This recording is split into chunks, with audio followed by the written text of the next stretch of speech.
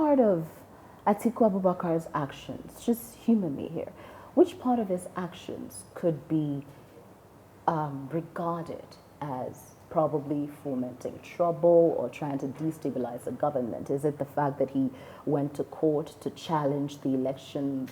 Because, of course, we know the previous president, Goodluck Jonathan, decided to let everything go, and many people have hailed him as being the father of peace and all of that. But Atiku Abubakar has refused to follow that route and go to court. Or is there anything specific he could be doing that could be regarded as a threat to national security? Okay, I don't think his going to court is a problem for the government or for the APC. If you recall, the APC, the president and the presidency and the APC actually asked him to go to court. But don't forget that some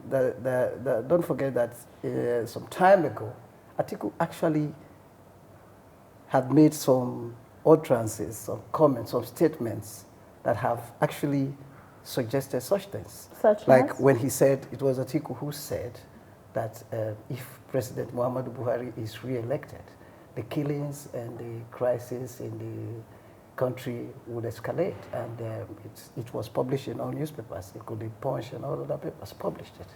That was before the election. I don't know from where he got such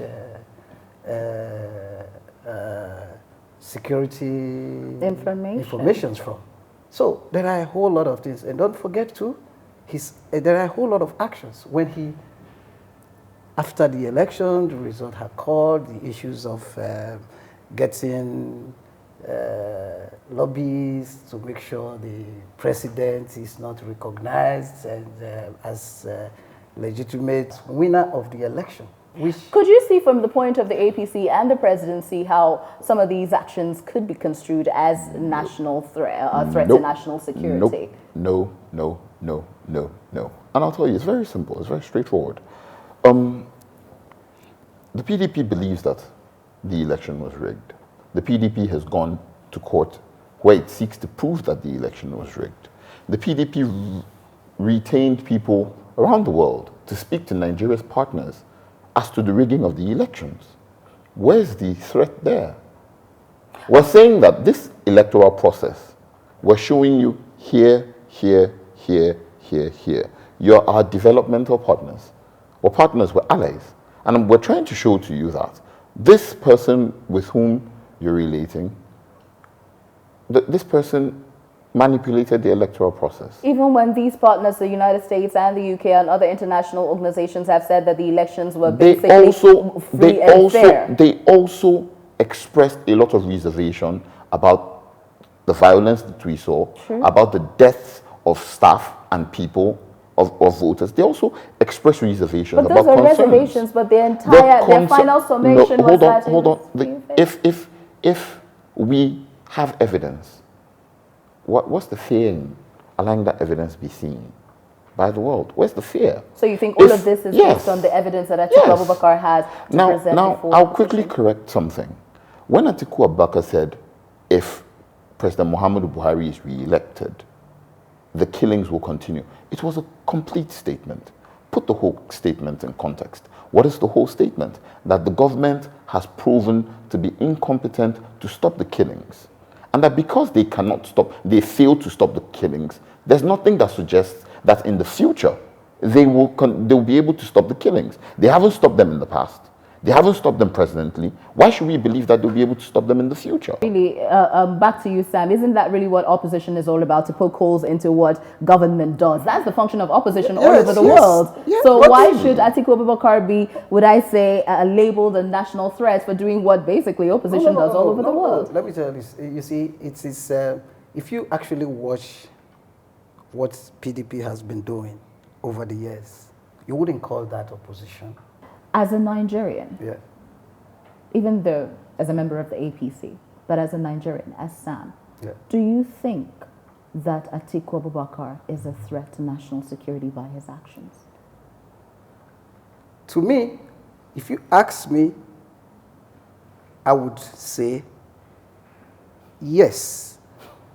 Now, and the reasons are, some of them I just told you. His utterances, and most times, And you think it's capable of inciting violence? Do you think? Of course, I think so. Can I think respond? So. Can I respond? Hold on. In hold on. In 2000, PDP election, wait, just hold on. In PDP campaigns, when you go there, even the chairman, there are several cases.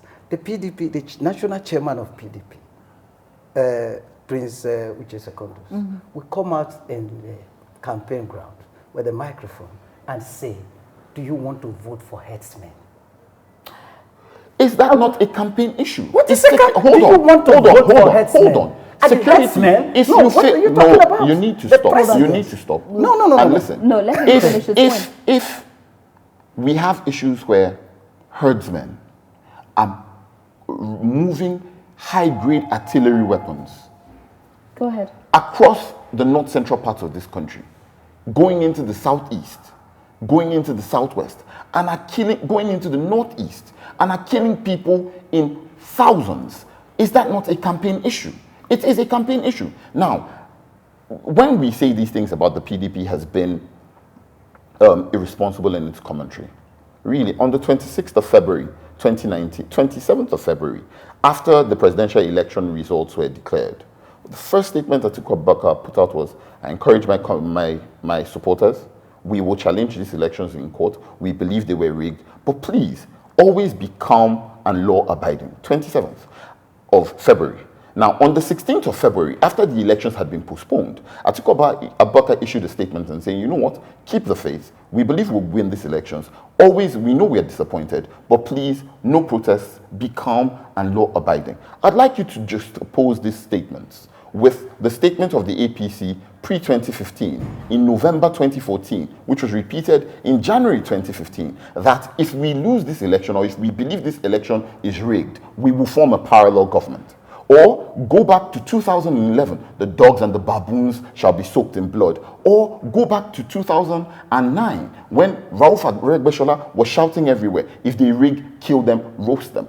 You see my point? When you said that the issue of headsmen is a campaign issue, so you go, is it the headsmen that, is the president one of the headsmen? Or what brought about, hey, do you want to vote for headsmen? It's a problem. It is a problem. Are you going to vote for the continuation you want to of vote a for problem? Headsmen? Is the president? It the is the continuation the issue of headsmen problem. farmers crisis has been on in this country for decades. Now you come, it's a campaign issue, but you come to the campaign ground and say you want to vote for headsmen. Yes. So is the president one of the headsmen? No, but the president is doing nothing to stop the How can you killings. say the president is doing nothing? Continue on a day-by-day basis. Interesting. They continue, they don't stop. Well, it is important to note that some of these issues were pre-President Buhari, and he came in and promised to eradicate most of them. Example, Boko Haram issues.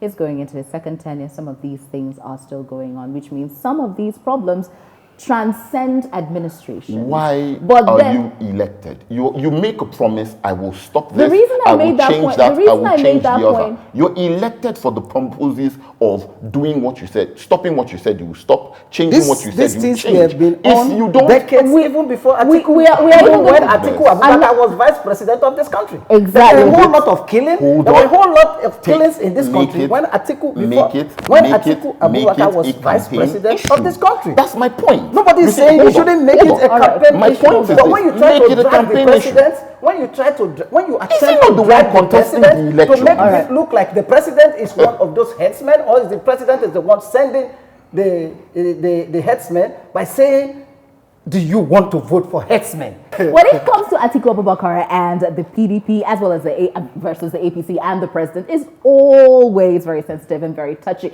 But I will have to say, both of you have brought quite an interesting perspective to all of the issues that we have brought up here. So really, seriously, Onoja, thank you very much. Sam, thank you very much. Could you just shake for the cameras? This was this is necessary. This is necessary. Okay, so you have heard all that we've talked about. Please, I would like to hear, all of us would like to read your comments on the comment section of this video. Quite feisty. What do you agree with? Who do you agree with? What do you agree with? You have been watching Root Cause right here on Rootstv Nigeria.